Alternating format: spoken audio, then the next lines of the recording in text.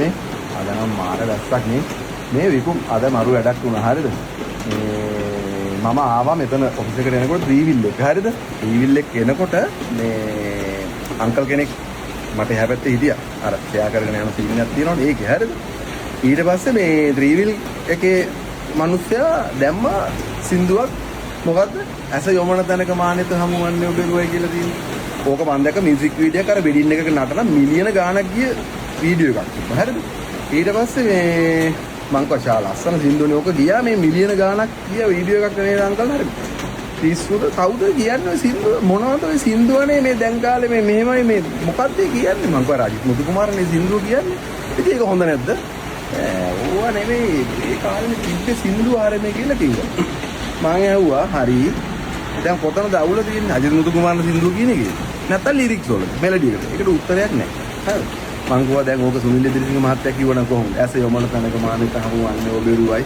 ඈ කොහොමද එතකොට ඒක ෂෝක්ද ඔන්න ඕක තමයි ලංකාවේ තියෙන ප්‍රශ්නේ දැන් මුතුකුමාරන මහත්තයා කියන උඩේ සින්දුව හොඳ නැහැ හැබැයි සුනිල් දෙවිසිංහ මහත්තයා ඒක කිව්වොත් හොඳයි නේද කියලා හෙව්වොත් අන්න ඒක ෂෝක් මේක සංගීතේ නෙමෙයි හැම ෆේස් එකකම වෙලා තියෙන එක පුජ්‍යලයන්ව නෙමෙයි ගන්න ඕනේ. දැන් මේ ලිරික්ස් ටික බලන්නකො.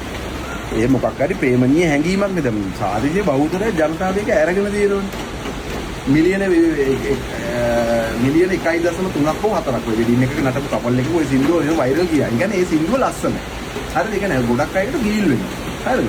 එතකොට දැන් මේ අංකල්ට ප්‍රශ්නේ තිබ්බේ මේ මුතුකුමාර මහත්තයා ඒක ඊයේතුක තමයි ආවුව. හැබැයි සුනිල් දෙවිසිංහ මහත්තයා කිව්වනම් හොඳයිද කියලා අහනකොට දෙන්න උත්තරයක්වත් නැහැ. ඒ නිසා සින්දුව වල ලිරික්ස් මෙලඩි ලස්සනයි නම් ගායන පුජ්‍යලය නෙමෙයි. බලන්න ඕනේ සින්දුව. හැබැයි ඉතින් ඒ අංකල්ට මේක එවුනොත් හොඳයි. ඒ අතරේ මේ පාඩම ඉගෙන ගන්න මට තියෙන දැන් මෙහෙමයි මේක මගේ මතය. හරිද?